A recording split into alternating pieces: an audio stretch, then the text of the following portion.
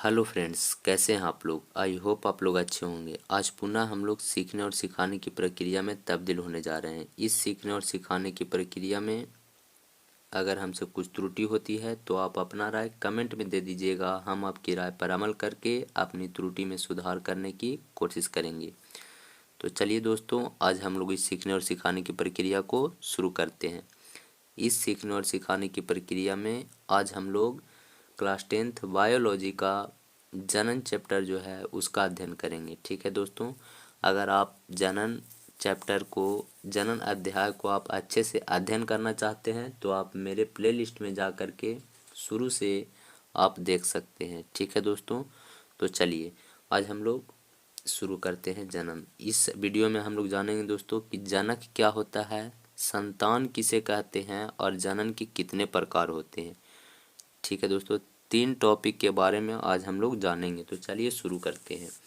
तो देखिए सबसे पहले कि जनक क्या है। ठीक है दोस्तों, तो लिखा गया है कि वे जीव, ठीक है दोस्तों, वे जीव जो जनन की प्रक्रिया में भाग लेते हैं। ठीक है दोस्तों, मतलब वे जीव जो जनन की प्रक्रिया में भाग लेगा क्या कहलाएगा, जनक कहलाएगा दोस्तों।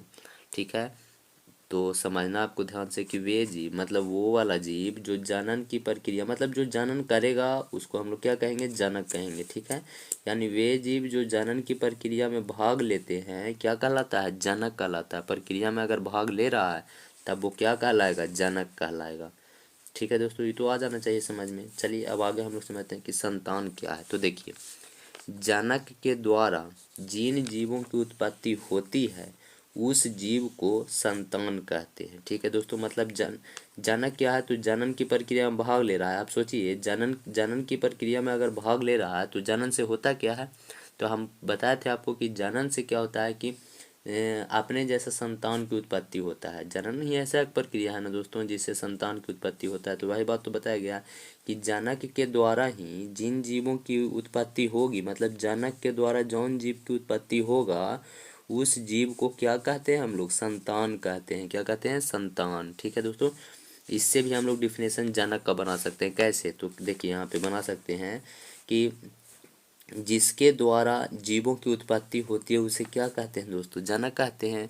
और जनक के द्वारा जिन जीवों की उत्पत्ति होती है उसे क्या कहते हैं, संतान कहते हैं। अब देखिए, संतान को संतति भी कहते हैं। क्या कहते हैं दोस्तों, संतति। ठीक है, संतान को संतति भी कहते हैं। यानी आप लोग को समझना है कि संतान का एक और नाम है क्या, संतति। तो कभी कभी संतान और कभी कभी संतति आपको देखने को मिल सकता है।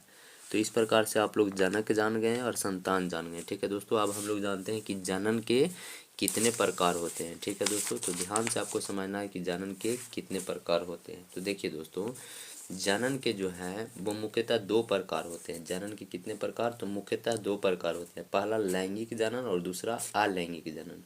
ठीक है दोस्तों, अब लैंगिक जनन क्या होता है, अलैंगिक जनन क्या होता है, इसके बारे में हम लोग अगले वीडियो में अच्छे से जानेंगे। ठीक है दोस्तों, तो आज के लिए इतना ही। धन्यवाद दोस्तों।